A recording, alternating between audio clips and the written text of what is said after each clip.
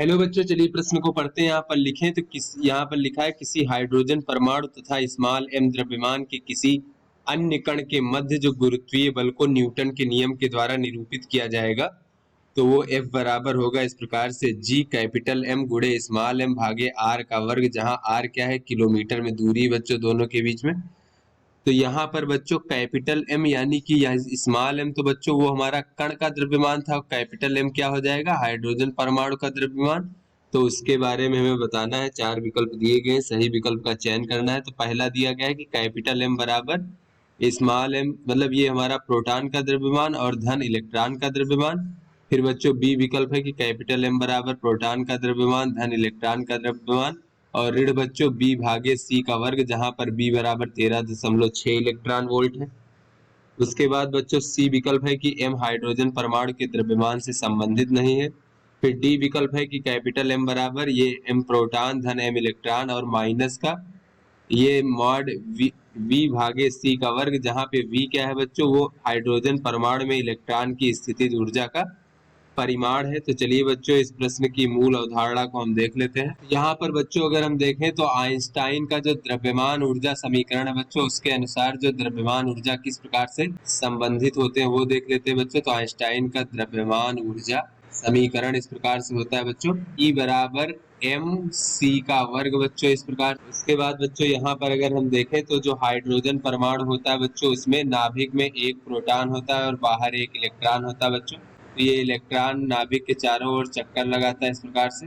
तो ऐसे में बच्चों यहाँ पर निकाय की जो कुल गतिज ऊर्जा होती है बच्चों, इस प्रकार से जब ये प्रथम कक्षा में चक्कर लगाता है तो ये होता है 13.6 इलेक्ट्रॉन वोल्ट, और ये इसकी जो है बच्चों बंधन ऊर्जा के बराबर होता है इलेक्ट्रॉन और प्रोटॉन के बीच में। और बच्चों अगर हम स्थितिज ऊर्जा की बात करें बच्चों, तो स्थितिज ऊर्जा जो होती है वो बच्चों ऋणात्मक में होती है बच्चों, इस प्रकार से दो गतिज ऊर्जा के दो गुना बच्चों। अगर परिमाण की बात करें तो गतिज ऊर्जा का दो गुना होता है स्थितिज ऊर्जा बच्चों, इस प्रकार से इलेक्ट्रॉन की। तो चलिए बच्चों अपने प्रश्न को हल करते हैं। तो यहाँ पर बच्चों अगर हम देखें तो ये कहा जा रहा है कि किसी हाइड्रोजन परमाणु तथा स्मॉल एम द्रव्यमान के किसी अन्य कण के मध्य गुरुत्वीय बल को न्यूटन के नियम के द्वारा निरूपित किया गया है बच्चों, इस प्रकार से। तो यहाँ पर कैपिटल एम जो होगा बच्चों वो हमारा हाइड्रोजन परमाणु का द्रव्यमान होगा बच्चों, इस प्रकार से हाइड्रोजन परमाणु का द्रव्यमान। तो बच्चों अब हाइड्रोजन परमाणु के द्रव्यमान के बारे में बताना है बच्चों। तो जैसा कि हमें पता है कि हाइड्रोजन परमाणु में एक प्रोटॉन होता है नाभिक में और एक इलेक्ट्रॉन होता है जो नाभिक के चारों ओर चक्कर लगाता है। किंतु बच्चों हम इसको जो है इस प्रकार से नहीं लिख सकते कि ये हमारा प्रोटॉन का द्रव्यमान और इलेक्ट्रॉन का द्रव्यमान, क्योंकि प्रोटॉन और इलेक्ट्रॉन जब इस प्रकार से मान लीजिए कि बहुत दूर दूर है बच्चों, इस प्रकार से ये हमारा प्रोटॉन है और ये हमारा प्रोटॉन का द्रव्यमान हो जाएगा। यहाँ पर देख लेते हैं बच्चों, ये हमारा प्रोटॉन का द्रव्यमान है और ये हमारा बच्चों इलेक्ट्रॉन है जब ये बहुत दूर दूर पर है बच्चों, इस प्रकार से। तो इनके द्रव्यमान इस प्रकार से है, किंतु जब जो हमारा हाइड्रोजन परमाणु होता है उसमें ये बहुत पास पास में होते हैं बच्चों। तो ये जब पास पास में होते हैं तो इनकी कुछ गतिज ऊर्जा भी बढ़ जाती है, या फिर ये कह लें बच्चों कि प्रोटॉन इलेक्ट्रॉन जब एक दूसरे को आकर्षित करते हुए जब एक दूसरे के पास में आते हैं और हाइड्रोजन परमाणु के आकार की दूरी तक आ जाते हैं बच्चों, यानी हाइड्रोजन परमाणु का निर्माण करते हैं बच्चों, तो उस समय जब एक दूसरे की ओर बढ़ते हैं बच्चों तो इनका वेग बढ़ता जाता है और इनकी गतिज ऊर्जाएं जो है वो बढ़ती जाती है बच्चों। तो अंत में अगर हम देखें तो जब ये हाइड्रोजन परमाणु की तरह बच्चों इस प्रकार से प्रोटॉन और इलेक्ट्रॉन एक निश्चित दूरी पर आ जाते हैं बच्चों, तो उस स्थिति में जो है बच्चों यहाँ पर इनकी गतिज ऊर्जा कुछ होती है बच्चों, उस गतिज ऊर्जा को हम ईके से प्रदर्शित कर लेते हैं। तो यहाँ पर बच्चों गतिज ऊर्जा जो है शून्य है बच्चों अभी, और इस समय जो है बच्चों यहाँ पर गतिज ऊर्जा जो है गतिज ऊर्जा इसको बच्चों हम ईके मान लेते हैं इस प्रकार से, और ये हमारा बच्चों इस प्रकार से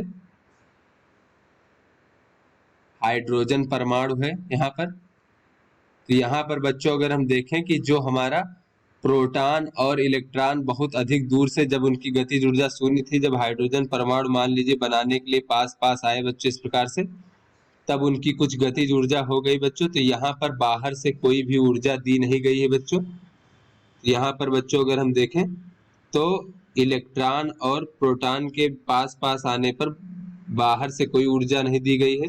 तो यहाँ पर जो ये गतिज ऊर्जा हो गई है बच्चों ई के, ये इसके द्रव्यमान में कमी के बराबर होगा बच्चों। तो यहाँ पर अगर हम देखें तो इलेक्ट्रॉन और प्रोटॉन के हाइड्रोजन परमाणु की दूरी तक आने में जितना बच्चों हाइड्रोजन परमाणु में दूरी होती है, तो हाइड्रोजन परमाणु की दूरी तक आने में बाहर से कोई ऊर्जा नहीं दी गई है।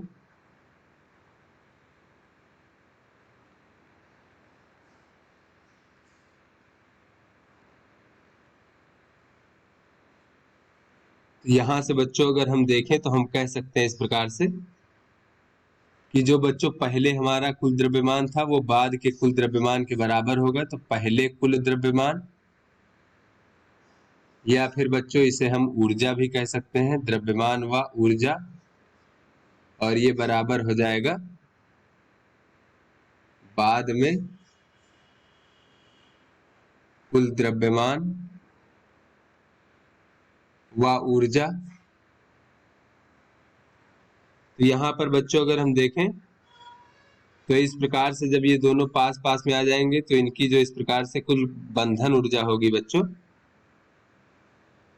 गतिज ऊर्जा होगी इस प्रकार से, और ये चारों ओर इस प्रकार से इसके चक्कर लगाएगा बच्चों। तो यहाँ पर जो बंधन ऊर्जा होगी जिसके कारण ये दोनों आपस में बंधे होंगे बच्चों यहाँ पर।